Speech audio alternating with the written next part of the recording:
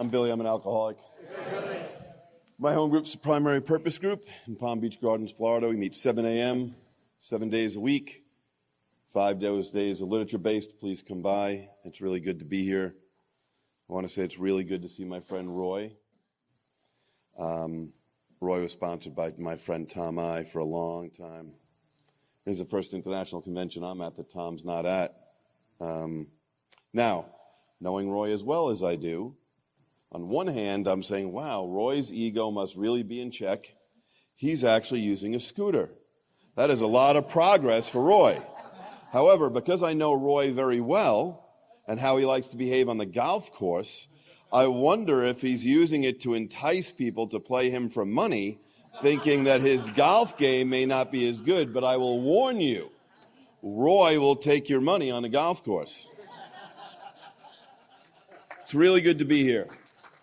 I want to say a couple of things. Thank you to the other speakers. I probably agree most of what they said, and probably have our different opinions on other things. I don't want to spy on outside literature from outside people, but AA literature, I just want to make sure I clarify the facts as a past chair of the AAWS board. If you buy a big book for Amazon, you're buying it from AA, okay? If intergroups want to sell some story because they want to sell bumper stickers and earrings and a whole bunch of other stuff that have nothing to do with AA, and then they want to complain that people are buying directly from the General Service Office, that's really not fair, okay? If you're buying books that other people publish that are not AA, yeah, I think that's trash too. If you're buying those little red big books that people sell for $1 each that people are becoming rich on, that no money goes towards helping other alcoholics, yeah, I'm the same way. But the truth is, the generations have changed. The truth is, most of you probably have Prime accounts. That's an outside issue, but we know that you have them. The truth is, the buying tendencies of people have changed. The truth is, people don't want to drive down to Macy's or Sears or the intergroup. They want to walk out of their meeting, they want to get on their vape, and they want to open their phone, and they want to order literature. That's what happens. That is... And we can't be stuck 3 generations behind us. If AA wants to survive, we can have the message from the generations behind us if we carry it in the modern generation way we communicate. That's just a fact. Now, I want to talk about First Legacy membership only, because it's killing Alcoholics Anonymous. There's a great Don P. recording out there where he says, the big book renaissance of the 80s and the early 90s is amazing, but it's going to have a downfall. We are going to have a lot of First Legacy only members with no experience with the traditions. And if we think that hasn't happened before, I just want to let you know, we almost burned this thing down. And if no one's told you that, I hope you read AA Comes of Age. I really, really do. Now, whoever your God is or your God isn't, I respect. Whatever your beliefs in the world are, I respect.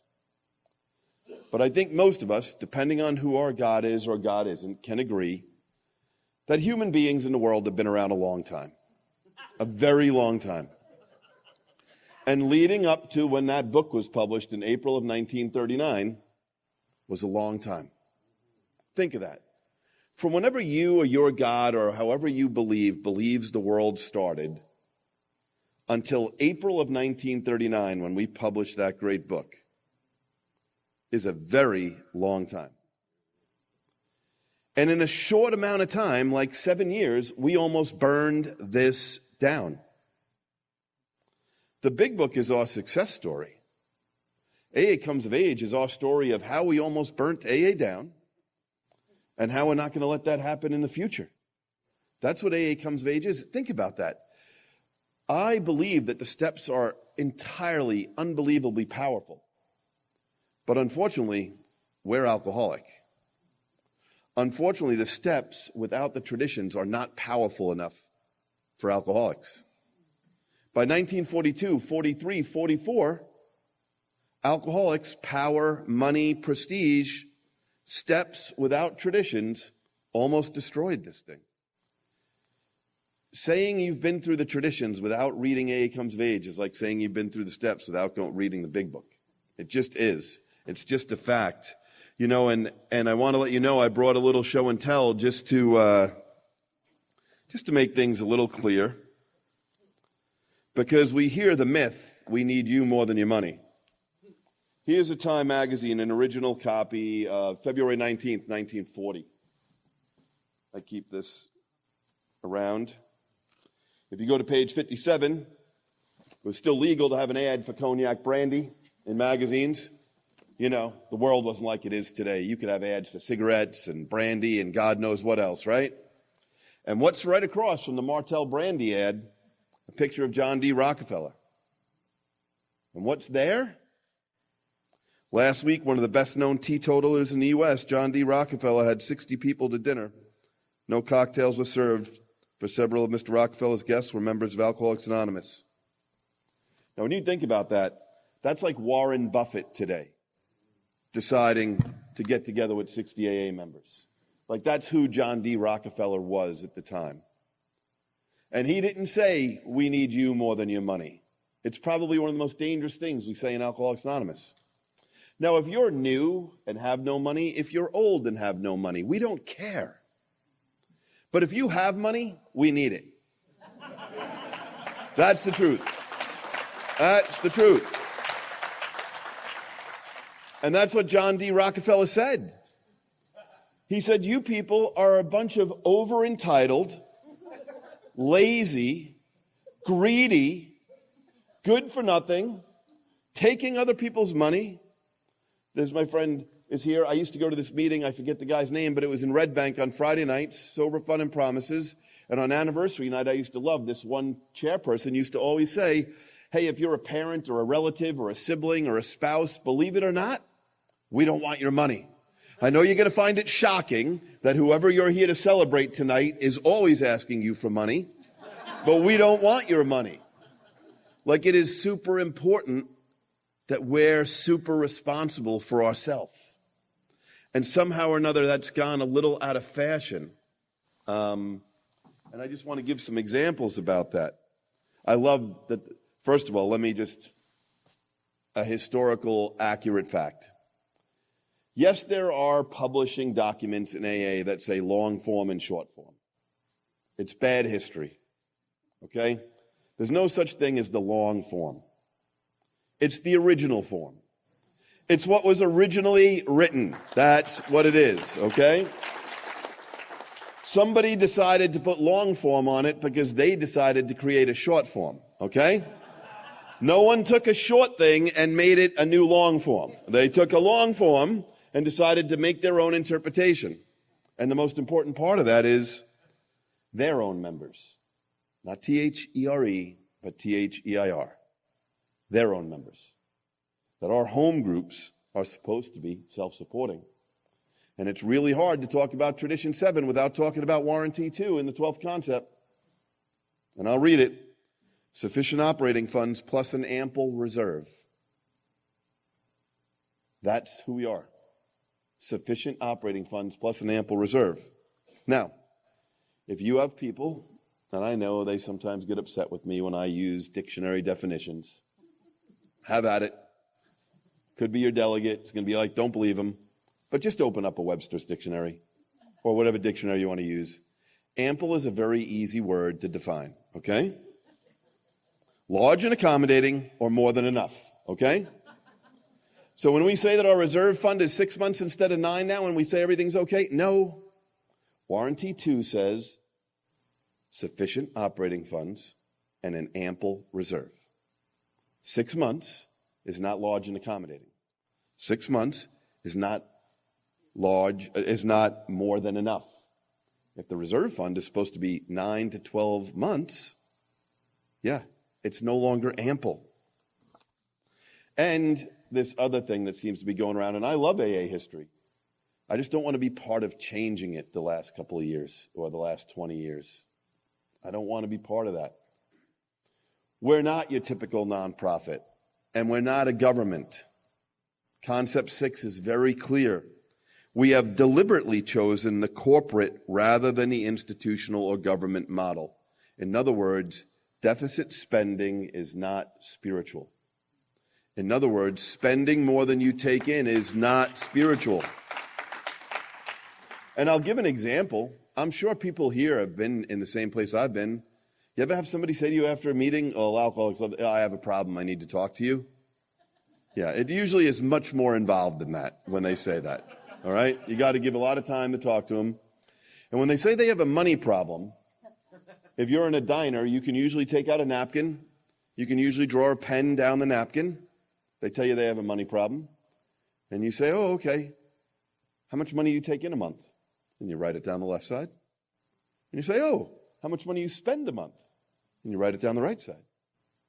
And usually with AA members or alcoholics, it's not really complicated. They spend more than they take in. It's usually very, very simple.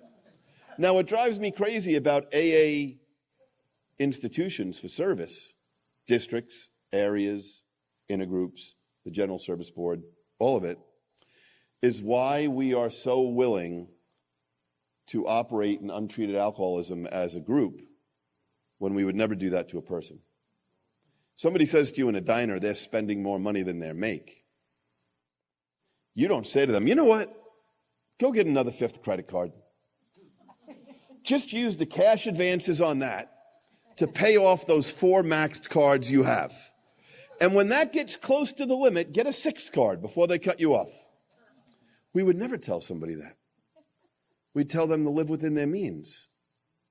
We'd tell them to get right-sized about their finances. We'd tell them to try to practice spiritual principles when it comes to finances. We don't take donations in AA. We take contributions. I love the story that she told about our home groups because, I always say, I know there's some people from the Northeast here. My mother and father did the best they could with what they had, the best they could. Didn't teach us a lot of good things, but some. One of the good things they taught us is that you don't really go to somebody's house, especially the first time, without bringing something. I don't know if that's some Depression-era Irish Catholic BS that was put into their head. Like, it doesn't matter how bad and ratty your house is, just don't go somewhere else without bringing a gift, right? And if you were my mother, you brought an Entenmann's cake. If you're from the Northeast, you know what Entenmann's is. And if you were my mother, you might have went to the Entenmann's thrift store where you could get a cake with an expired date, right? Which was cheaper. And if you were my dad, you brought alcohol, right? And that's what you do. And if you go to your friend's house and you bring something as a gift, that's nice. But you know what? You don't got to pay their mortgage. And you don't got to pay their light bill. And you might help out with vacuuming or the dishes. But it's their house. They're responsible. We want to talk from a big AA future, and sooner or later the conference is going to have to take action. This thing of supporting other groups to have GSRs is killing Alcoholics Anonymous. And it's not the board's fault. I hear people, "Oh, the board. No, it's the delegates. It's the areas. What's going to be next? Are we going to start paying for rent for groups? If I want to start a group, you know what? I don't have enough money to have in my area, Area 15, you need about $1,500 a month to have a GSR. But what about if I can't afford my GSR and my rent? Am I going to ask the area to pay my rent? What's the difference between paying my rent and paying my GSR expense? And I hear people say, "Oh, Billy, you're talking out of both sides of your mouth because the conference will pay for delegates that their area doesn't have enough money." That's not really true. The conference is limited to 93 people, and you just can't create another area without getting a conference permission. The conference can keep its expenses regulated to a certain amount. We don't do that with groups. You can just start new group after new group after new group. And we all know what we have out there now. Too many meetings and not enough groups. And we are not self-supporting. And we have given up all respect for the home group. I've been here a couple of days. I've already heard a couple of people say some of my favorite statements. My home groups. What does that mean? And what literature is that in? I don't know what literature that's in. Or how about this? My Zoom home group, as opposed to what? It's okay if your home group is on Zoom, just like it's okay if your home group is in the basement of St. Joseph's Church. But only one of them can be your home group. There's no such thing as a Zoom meeting or a St. Joseph's Church meeting. Those are locations. That's where they are. But because we're not loyal to our home groups anymore, the sickness financially is killing us.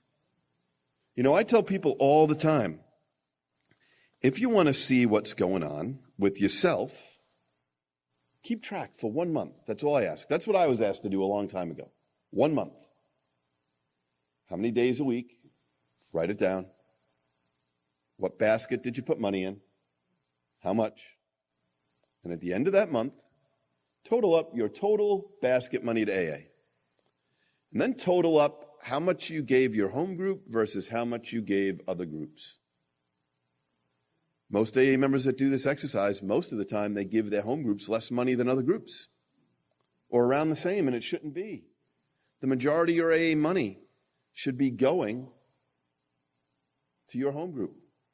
We should outlaw the announcement, I'm Billy, I have an announcement, my group needs support. That means your group is not self-supporting and is doing something wrong. That's what that means. We're not in the government subsidy model. We're not. We're not in the deficit spending model. I mean, I hate to say that. And, you know, let me talk a little bit about budgeting.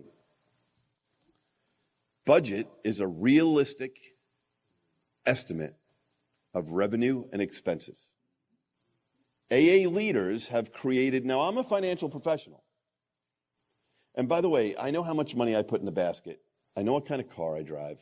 I don't want to be judged for how much money is in my pocket. I'm also an expert at smoking cigarettes that people have already put out and relighting them and smoking them myself. I'm also an expert in making ramen noodles, and I'm talking about the plastic package with the little dirt package inside you cut open and mail, right? So I know what it's like to be poor and have no money. But this ridiculousness of AA leaders treating the AA people like they're beginners at a beginner's meeting, we got to change that.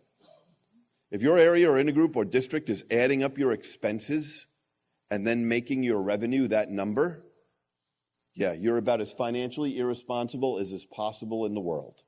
That is not called a budget. That's called once upon a time. That's called a fairy tale. Like, we have to live within our means. We have to. I also want to talk about AA leader responsibility. We're always talking about how much money we put in the basket. That's easy for me. Just go back in time into your head of when you started putting $1 in the basket. I don't care if you never did. But if at some time you started putting $1 in the basket, you know when that was. Were you a year? Were you 2 years? Was it whatever? Whatever time you just threw $1 in. That was your natural contribution. Just think about how much money you made a year at that time. And then think about how much money you make a year now. And is your dollar, has that caught up with how much money you make? My experience as an individual is I have to check my motives all the time. Like, do I want to be a big shot, or has my 1 become a 5, and has my 5 become a 10? And am I taking care of my home group? Yeah, I mean, those things are super, super important. And if I'm an AA leader, have I become too grandiose about how easy it is to take money out of the basket? Like, I know, and somebody called me and said, Billy, this will be recorded. You need to make sure that you you get this message out. But, it's disgraceful. It's disgraceful. I know what my area numbers are. I know what other area numbers are. I just ask for you to look for your own. I just ask for you to look how much money is your intergroup, area, or district spending on treatment, CPC, corrections, and PI work. And I want you to compare that to how much you're spending to meet an assembly, send officers to things like NARASA and PRASA and SASA, all kinds of crazy funding that's out there. If you're going to see in your area, if you're like my area, you're spending less than 10%, 8.2% in my area, on the mission rather than the bureaucracy. Do you know how many alcoholic men and women and people are dying in correctional facilities and treatment centers? And we want to create a college of cardinal atmosphere. We're celebrating people with titles like I have. I'm a Panel 49, past delegate, and a past trustee, and a past chair of AWS. Is it more important that we are funding all these things? Yeah, I know AA requires a tent around the circus better than anybody else. We have a circus, and we need a tent.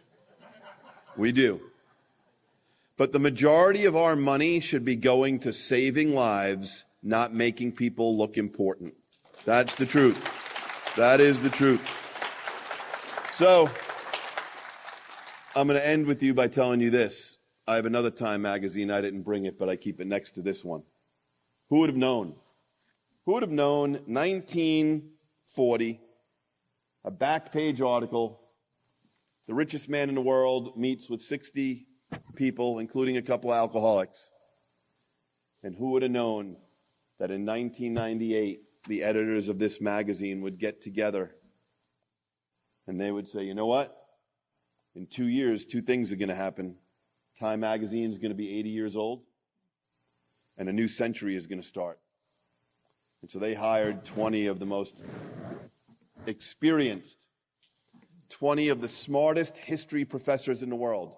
Now, there might be an AA archivist in this room, so nothing personal. But they did not hire AA archivists and AA historians, the 20 smartest historians in the world, and they said, you have one assignment. What are the 80 most important days of the 20th century? Start on January the 1st, 1900, and end today. And if you open that book, it's called The 80 Days That Changed the World. You can get it on Google or eBay or whatever. When you get 15 pages in the section on the 1930s, you'll land on June 10th.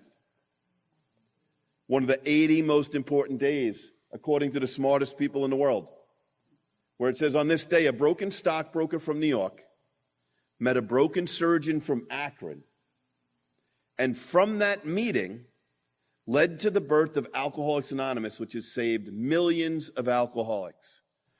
Do you think the person who wrote this article ever thought, years later, that what they were writing about would be the most 80 important days of the 20th century, compared to the wall coming down, compared to Martin Luther King's speech, compared to Jackie Robinson being the first black player in Major League Baseball, compared to women getting the right to vote? And am I treating AA like its birth is one of the 80 most important days in the world's history? That's the only question I really have to ask myself. Thank you.